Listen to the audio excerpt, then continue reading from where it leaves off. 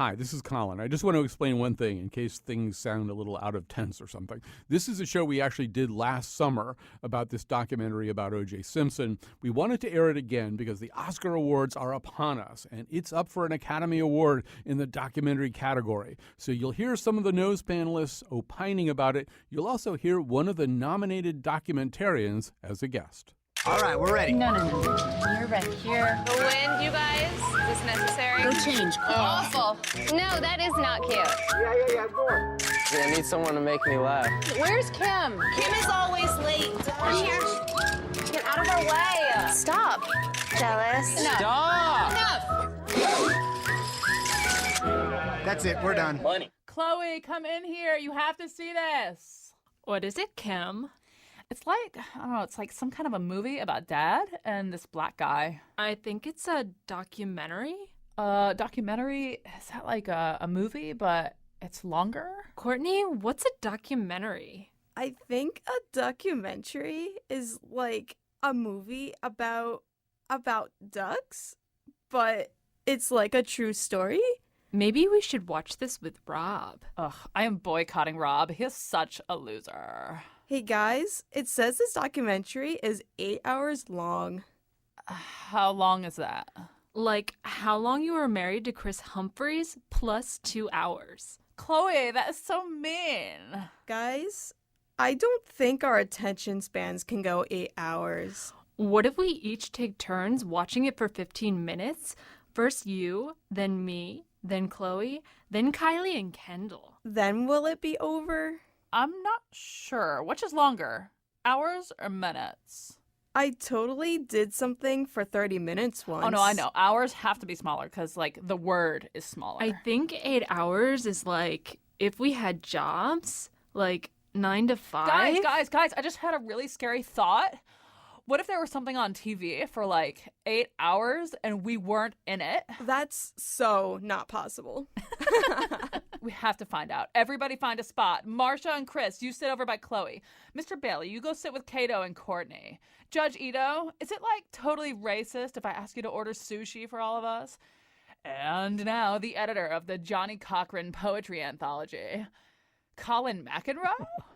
All right. I actually had to, well, never mind. To write that intro, I had to learn more about the Kardashians than I previously knew, and I don't feel like I'm a better man for it. And that actually sort of brings up the question of whether any of us on the show today are better people for having watched the almost 8-hour documentary O.J. Made in America. I think we all are, actually, but there were probably moments. Yeah, I know, actually, one of the panelists is doing the international symbol for maybe. So let me tell you who's with us today. We are devoting this entire show to O.J. Made in America.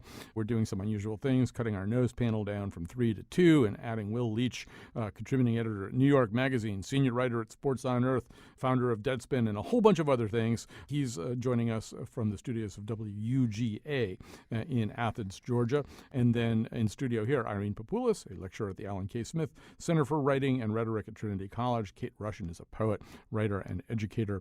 You'll also be hearing here and there from Caroline Waterlow. She is an Emmy award-winning documentarian and one of the producers of O.J. Made in America. So so we all watched this thing, and it is very long. And I'm the only person who watched it in little bites. Everybody else just kind of marathoned it, and I don't know what that did to you guys. But I think maybe the place I'd like to begin is just to ask all three of you, because as I was watching it, various emotions and memories got stirred up in me in this kind of little storm going on inside me. And I'm just wondering what predominantly your set of emotional reactions were. Irene, I'll start with you, and then Kate, and then we'll talk to Will. Okay. I did watch it pretty closely back during the trial, and I realized, I thought I knew a lot about race in the country. I had been a grad student in the 80s and all that, and but I really identified with Marcia Clark, who was, I could relate to her. I mean, this time you did. Last back time. then. Oh, you did, okay. I identified with her. I could relate to her 80s hair, even though it was the 90s. And I felt like she was really I thought at the time that she was doing a pretty good job because she was going for the truth. She wasn't really, Mark Furman was a distraction, but to me that I didn't realize until I saw it now how naive, how completely naive she was, and I was also watching it, and how Mark Furman's role in it was everything in a way, it seemed. So that's where I would start. Like, wow, she was so naive, and I was too, as a white woman watching it. Kate, how about you? What's your prevailing reaction? Well, like Irene, I thought I knew the case until I saw the documentary, and I did not realize what a Hollywood story it was, and I didn't understand how much the racial situation outside of the courtroom influenced what was going on inside the courtroom. And Will, how about you? Yeah, I think it's partly that, but there are so many. When you name a movie OJ Made in America, that's a big statement.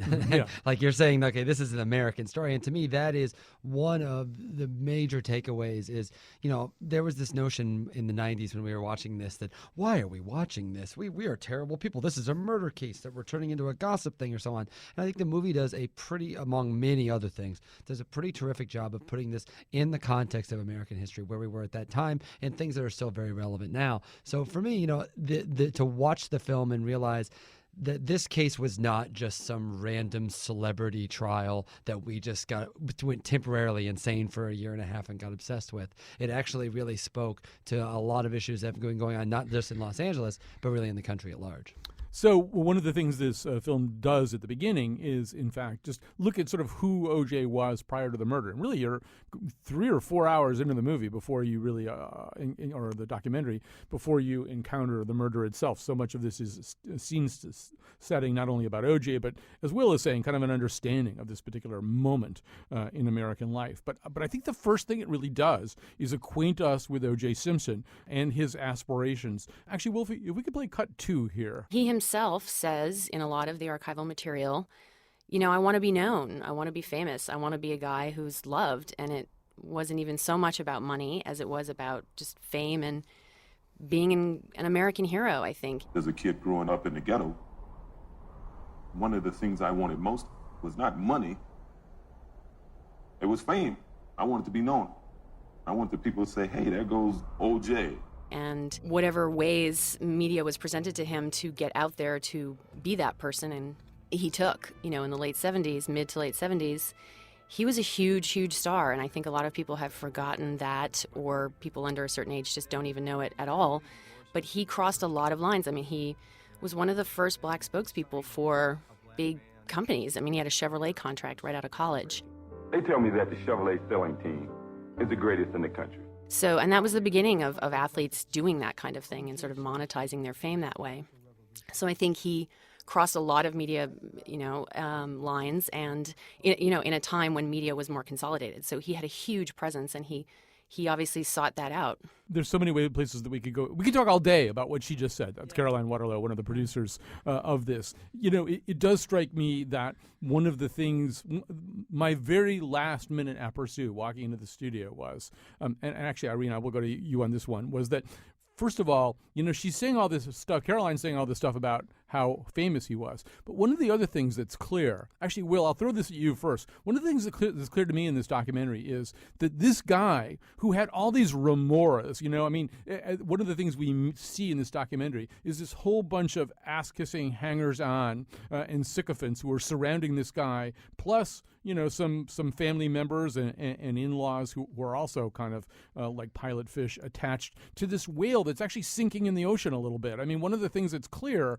is that O.J. Simpson isn't even as marketable as he, at the point of the murder, as he has been for his entire career. I mean, the guy who does the Naked Gun movie says, well, yeah, we could get him kind of cheap. Yeah, I also think it, frankly, also plays into the racial issue. That's obviously there's a major thesis and through line of the movie, because there's a very great scene early on, where Muhammad Ali, the late Muhammad Ali, got together with a bunch of very high-profile black athletes, Bill Russell, Kareem Abdul-Jabbar, Jim Brown, and basically, they went to OJ, who was in college at the time and was already this huge star at USC, and they were saying, like, it's time for us as athletes to use our influence and our power to make a difference. And OJ said, no, I want to be popular.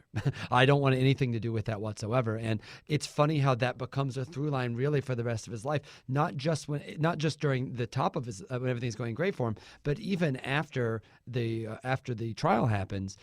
He goes back to his life and he thinks, wow, I'm going to have all the hangers on that I used to have, and everyone's going to love me, and they're all going to say, Juice, I love you, Juice, you're awesome. And none of those people are left anymore. But that's still something he really needs more than money, more than love. Is just this. He needs these people to adore him. So he finds this, frankly, very lower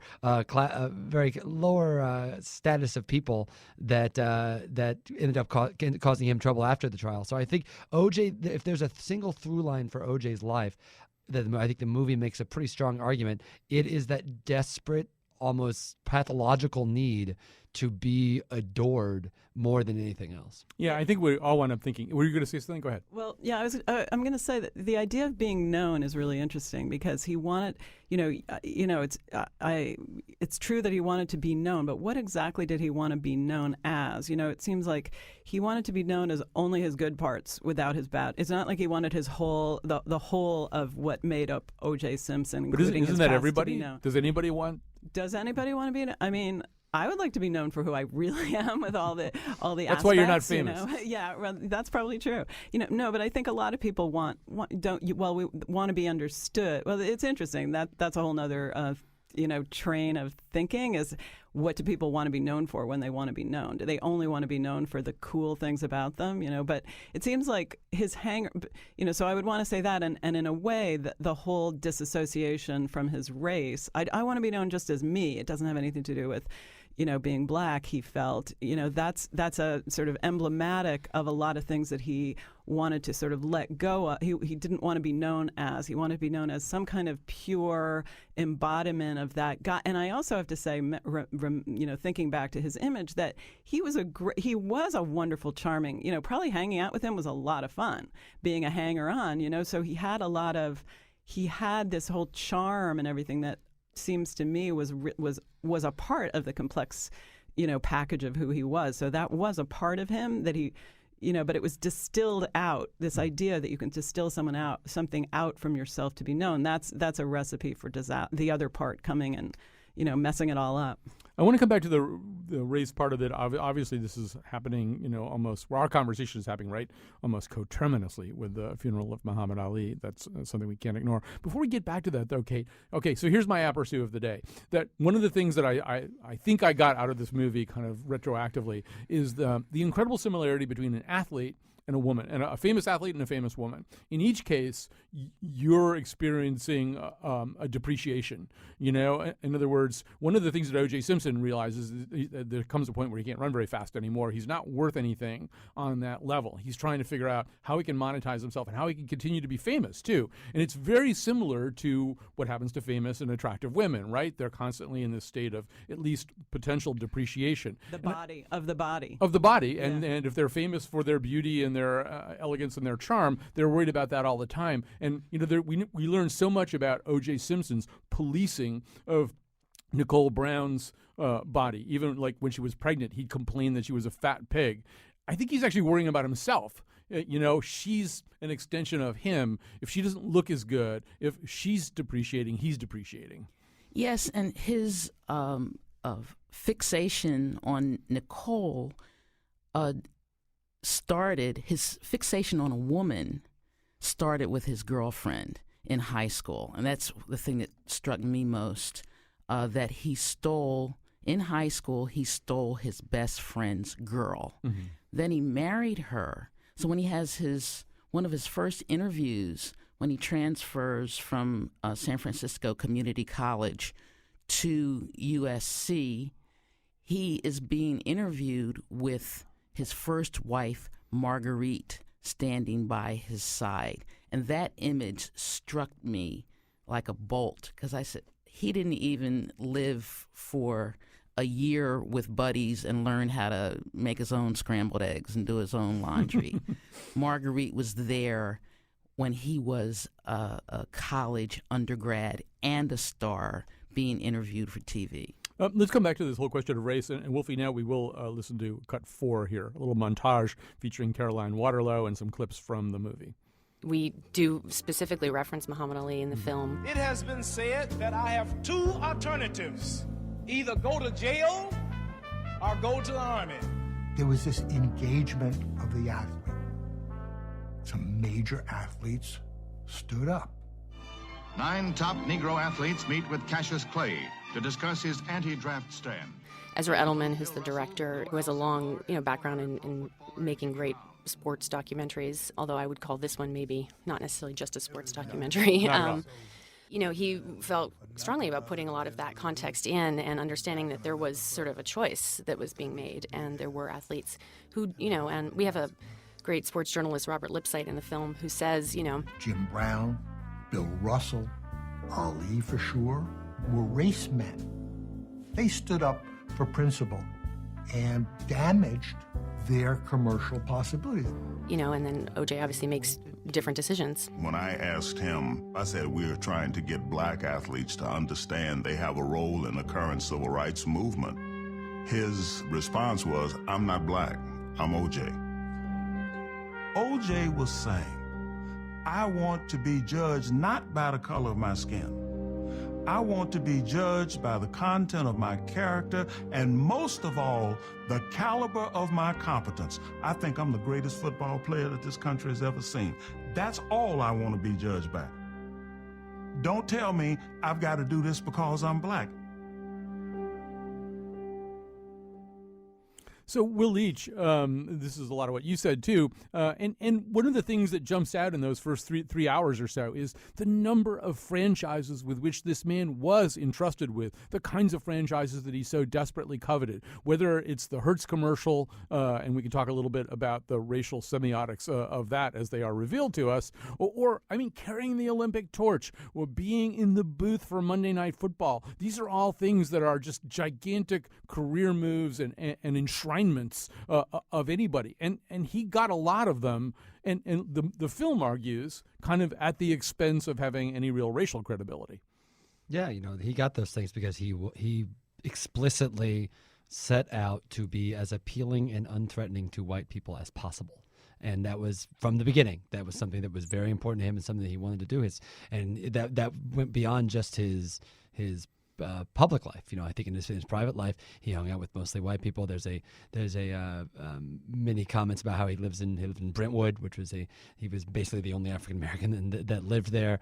And he, this was who he was. And that was, I think there's even a line in the movie where someone says that OJ was everybody's black friend. And I think there's an element of truth to that. And I think that was something that I don't know if he saw it that way as much as he saw it as listen, if I'm going to succeed, we talked earlier a little bit about how the athletes protecting their body and their worth while they can. OJ got a ton of credit at the end of his career for being so proactive and being so smart about putting together what he was going to do afterward, about being a pitchman, about being an actor and staying in the public eye in a way that his, sure, by the time The Naked Gun came around, his star was a little wasn't so bright. But at the end of his playing career, for the first couple of years after that, he was a bigger star than he really even was while playing. They talked about he was happy to be out of Buffalo and to be able to really have a national aspect. So that was always the goal. I think that was always the goal for him. And if it turned out that he was hanging out exclusively with white people and ascribing to those values, well, I think he saw that only in his own betterment. The one of the things, Kate, that struck me was early on, and I remember the Hertz commercial, but I think as a young person at the time, it didn't really dawn on me that I hadn't really seen, athletes had done commercials before, and even black athletes had done commercials before, but for shaving cream, right? And sort of guy stuff, Vitalis or something, and here.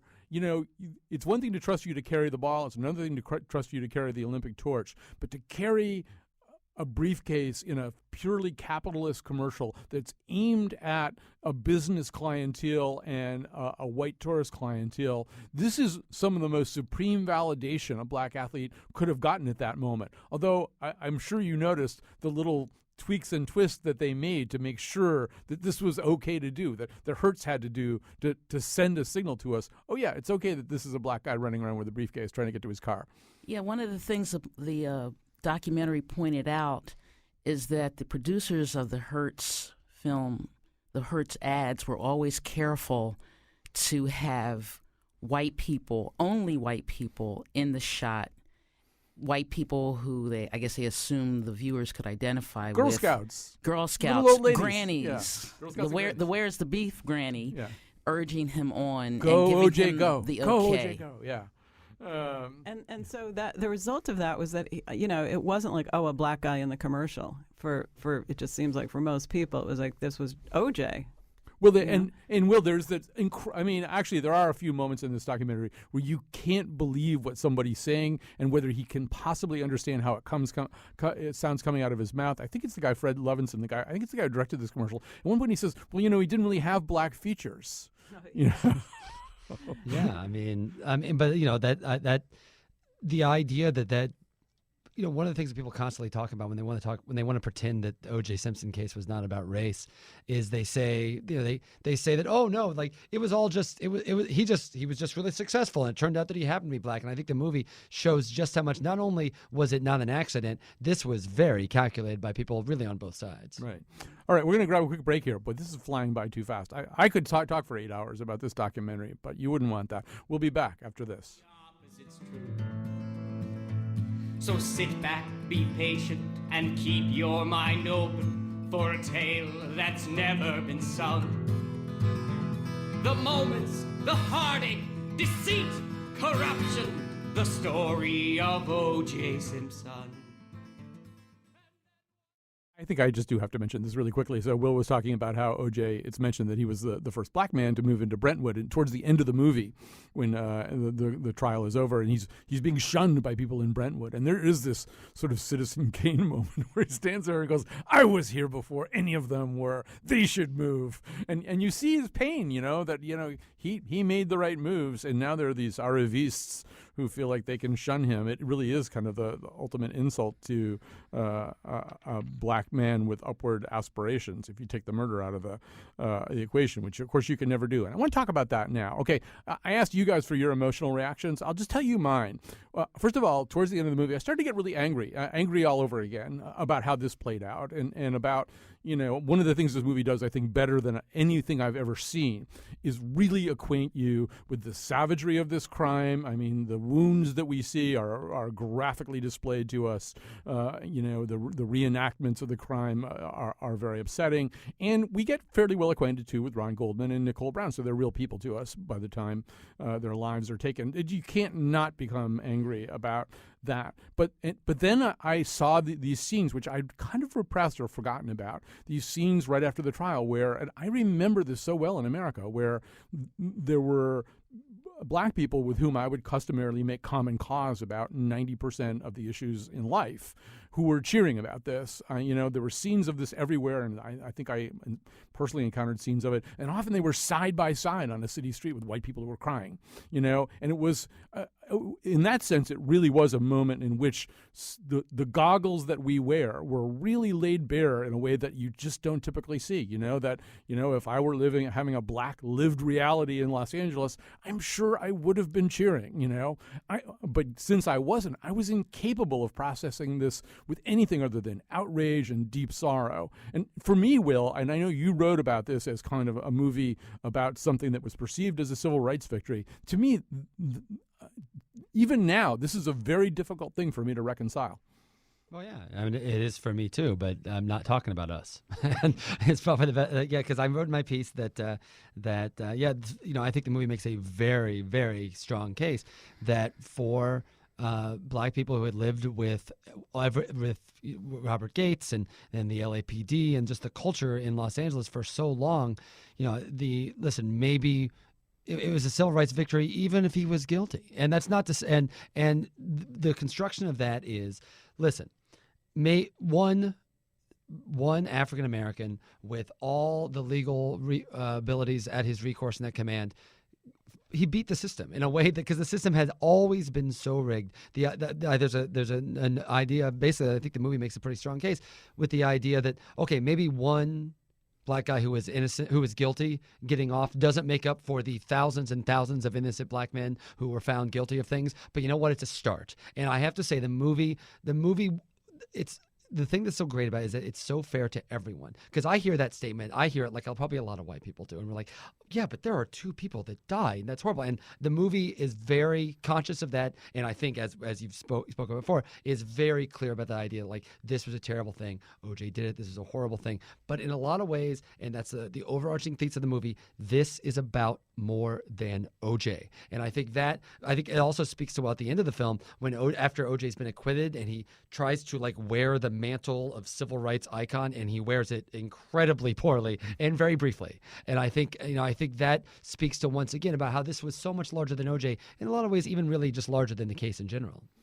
Before I hear from Kate and Irene, let's hear there's 2 jurors who are featured in the film, and they are both African American women, but they are very different age groups, and they have, I think, significantly different takes on all this. Let's hear that. Do you think that they're members of the jury that voted to acquit OJ because of Rodney King? Yes. You do? Yes. How many of you think felt that way? Oh, probably 90% of us. 90%? Did you feel that way? Yes. That was payback. Uh-huh. You think that's right?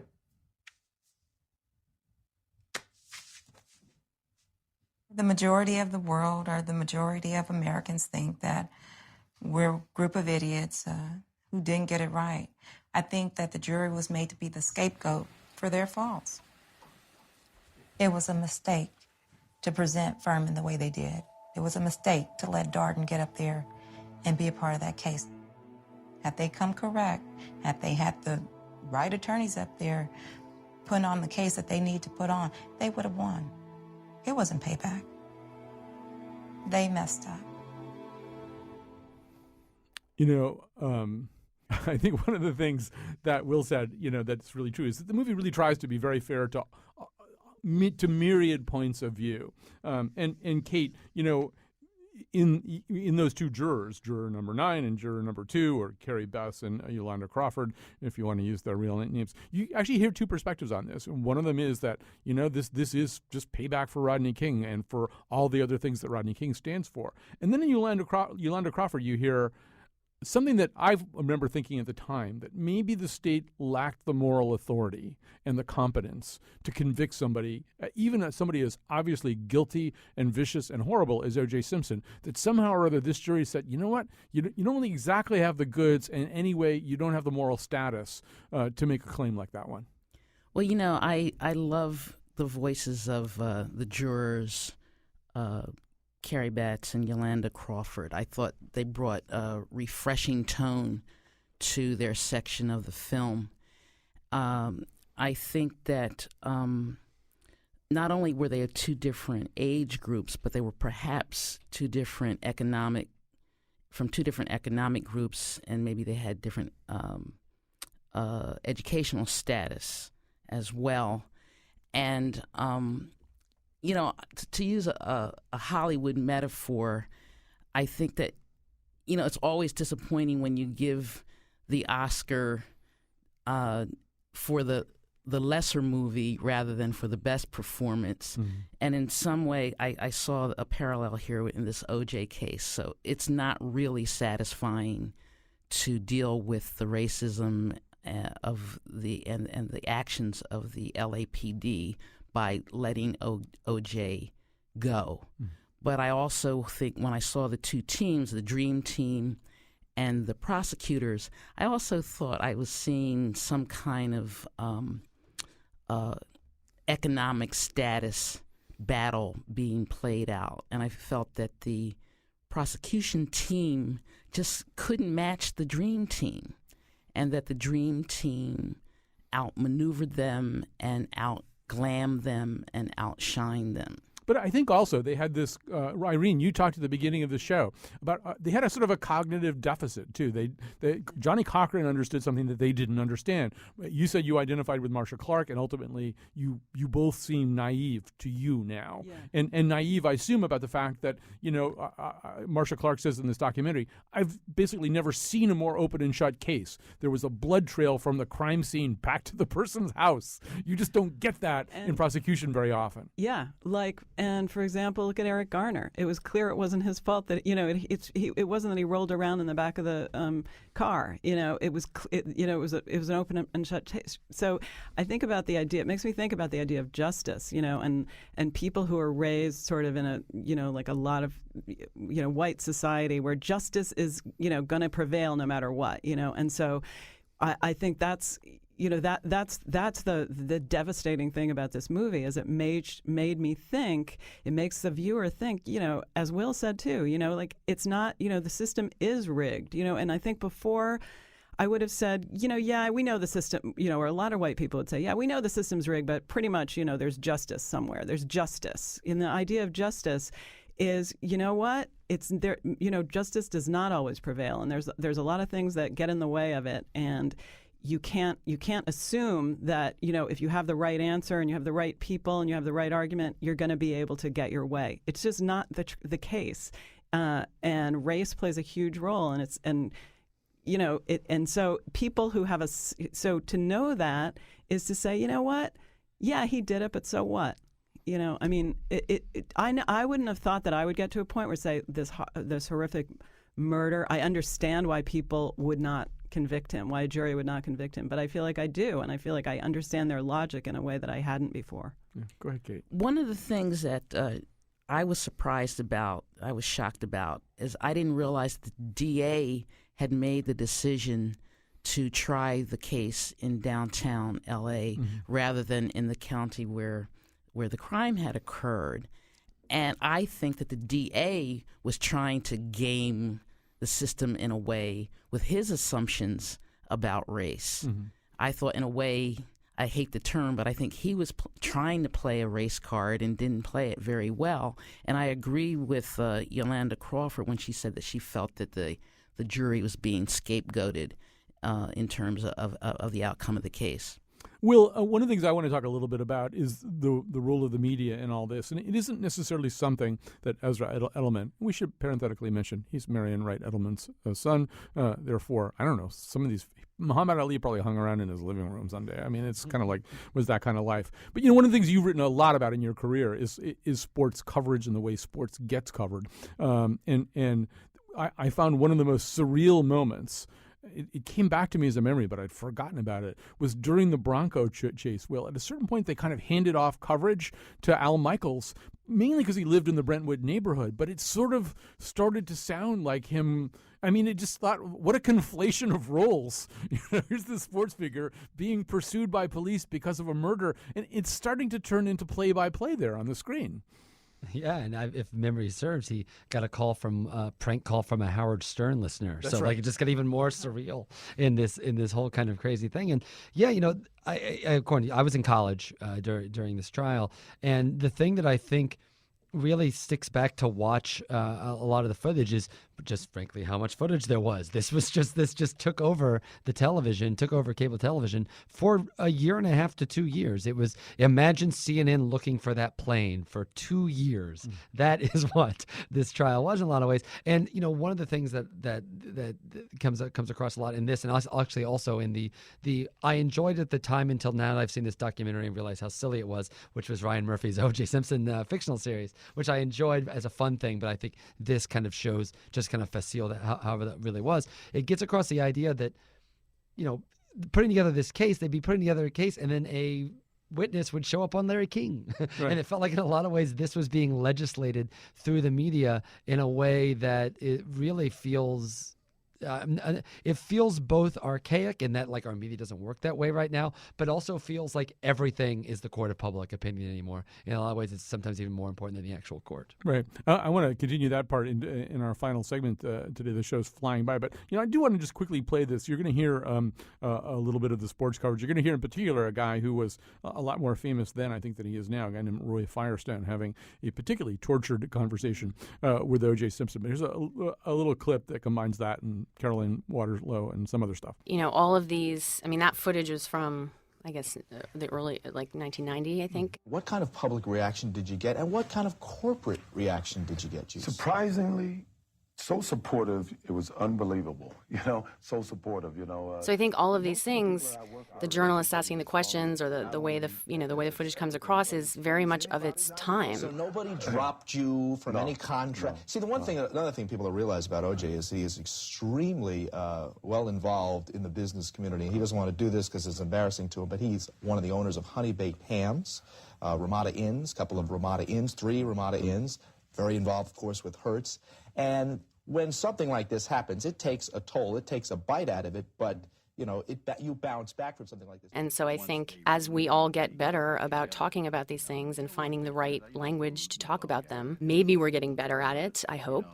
I think it's part of why this O.J. Simpson story is continuing to fascinate people, is that I think they're looking for ways to talk about these things, whether it's domestic violence or the power of celebrity or the money that comes with it, or obviously police brutality, race relations. I mean, we're looking for ways, and so we can sort of latch onto this story and use this as the vehicle to talk about it. And I think looking at the footage through the years, shows the way that we are getting better or worse or trying to handle these things. So I should say that when he's talking about this, what he's talking about is the domestic violence charges against O.J. So that's what this has to do with. The murder hasn't happened yet, but O.J. Simpson's, as we now know, chronic behavior of violence and intimidation towards his wife, Nicole Brown Simpson at the time, has come to the fore. And Will, having read you for years and knowing your opinion of sports media, I could just picture you writhing watching this Roy Firestone interview where he's sort of trying to ask a question about spousal abuse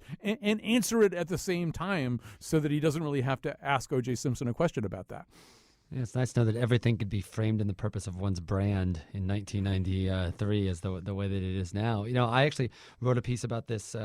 It's a different interview that O.J. gave back during the when I wrote about this during the Ray Rice trial, about how O.J. was actually on David Letterman after the arrest and after it had been publicized, but about a year and a half before the murders, and it had been maybe 6 months after it happened, and the news had come out, and people were all talking about it, and he gave a 20-minute happy-go-lucky interview with David Letterman where it didn't even come up. And to me, that's not so much a blame of David Letterman and even Roy Firestone in a lot of ways.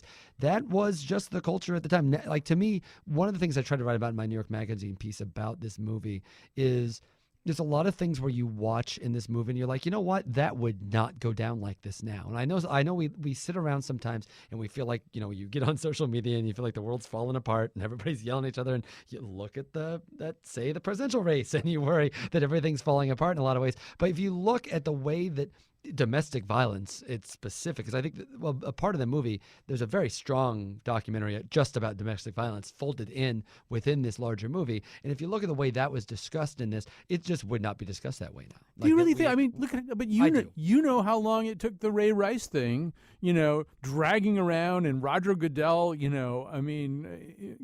affecting this veneer of deniability. I mean, how much improvement does that really suggest?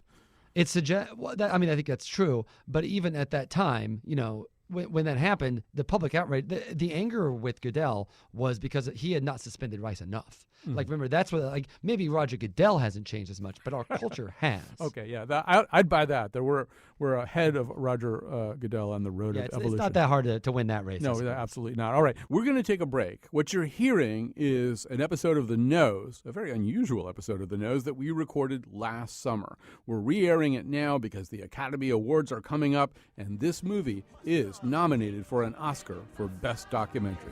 If the gloves don't fit, then you must quit.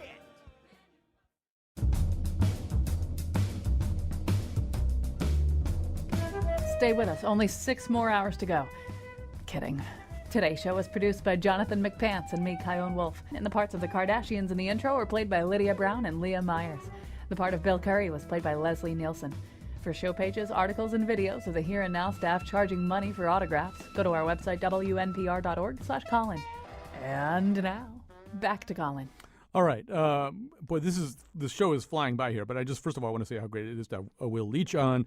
Usually when we have Will on, he's running for a plane like OJ almost, or his rental car, and talking into a cell phone. So to have you sitting in a studio in Athens, Georgia, giving long answers that we can hear very clearly is a real treat. Will Leach, contributing editor for New York Magazine and senior writer about a million other places. And Irene Papoulis here in studio with us, lecturer at the Alan K. Smith Center for Writing and Rhetoric at Trinity College. Kate Russian, poet, writer, and educator.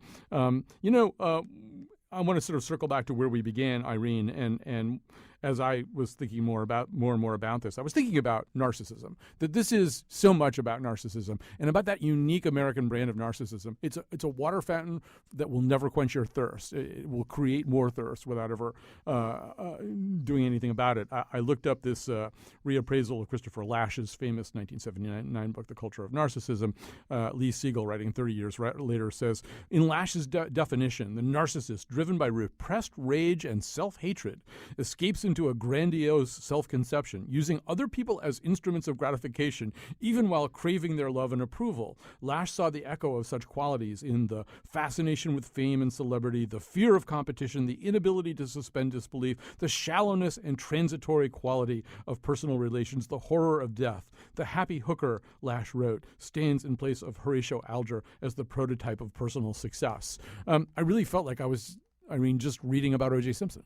Yeah, and a lot of other people too. I mean, it's a fascinating phenomenon. I think, and it makes, even in the movie, it made me wonder, how was he born that way, or was it the circumstances of his life that turned him into this kind of a narcissist? Because and also, who else is a narcissist?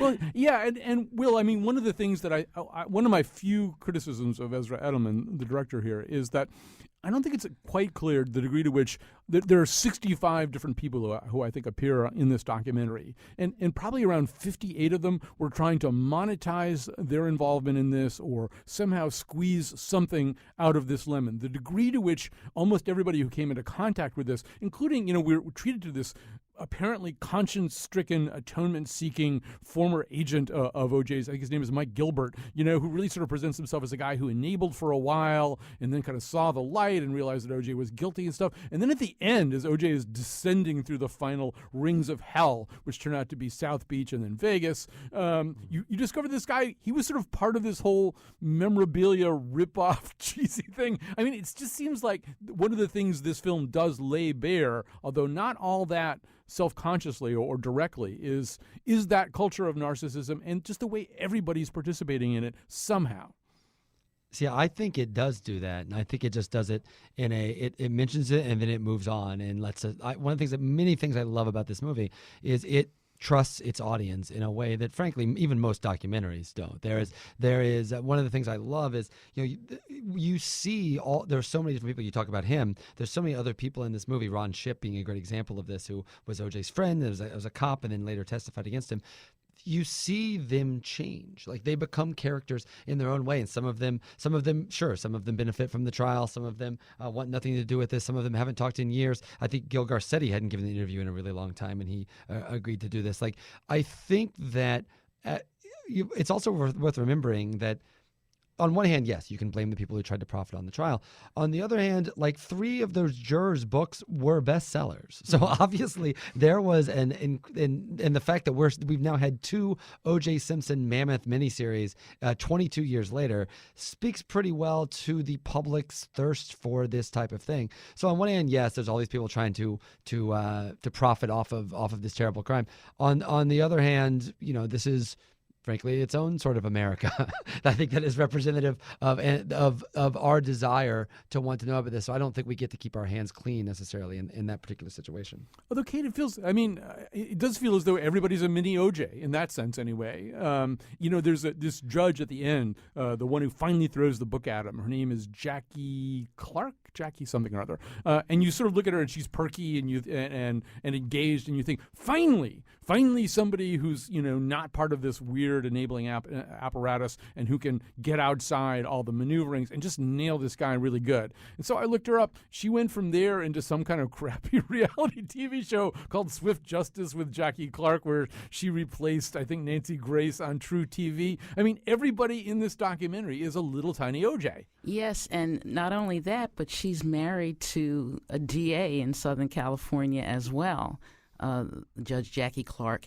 I was struck by that last scene that that trial for this bungled, as one of the participants called dumb robbery, that it was that trial took place, the sentencing took place near the anniversary, one of the OJ anniversaries, and the Goldmans were there. Ron Goldman's family was also in the courtroom when Judge Clark made the sentencing.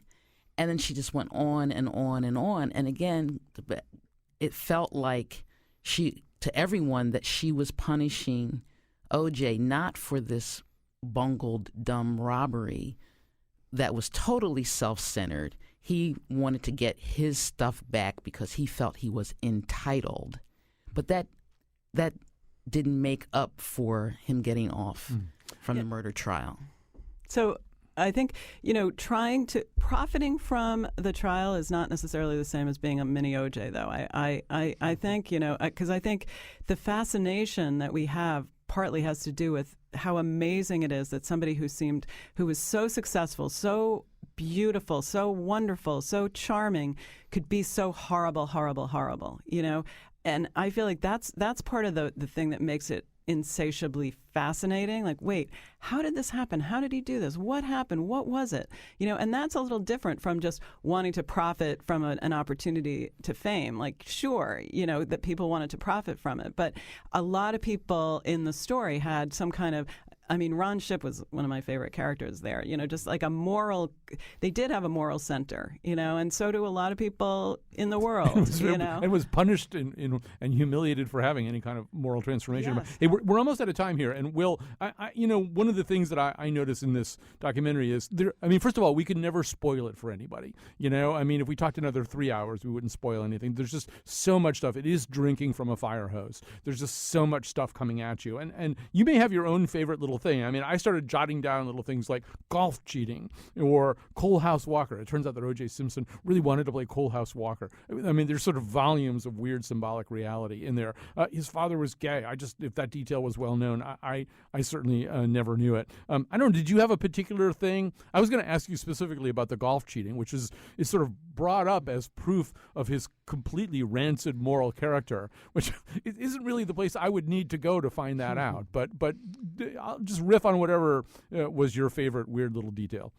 Well, I'm certainly still adjusting to the dance video between him and B. Arthur. That was definitely came out of nowhere a little bit. And that sounds like something I'm making up, like Mad Lib style. But nope, that's something that's actually in the film. And I think, there's a ubiquitous to him in the 70s and early 80s that, I was born in 1975. So, to me, I just always knew OJ as a former star. So, in a lot of ways, I never saw just how massive of a star he was. There's these great interviews with Peter Hyams, who was the director of Capricorn 1, and later became like longtime friends with OJ. And it is fascinating to see how casting directors saw him. The thing, I forgot that he was in Roots.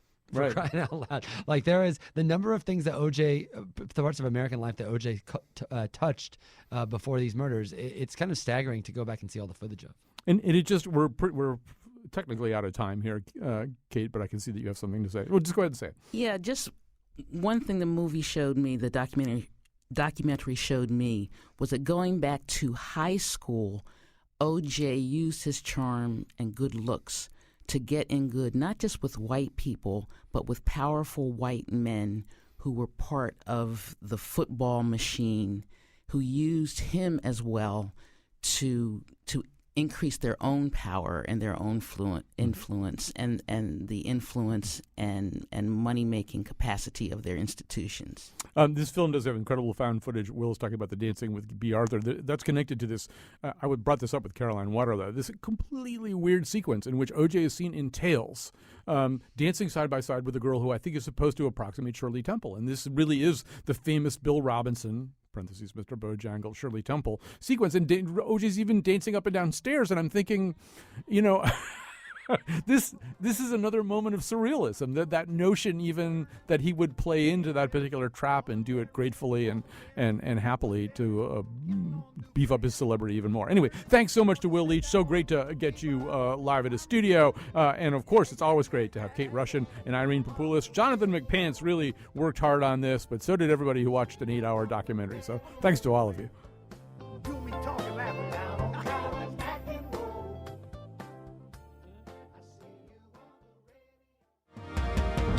Breaking news, Donald Trump announces that the O.J. Simpson gloves would definitely be too small for him.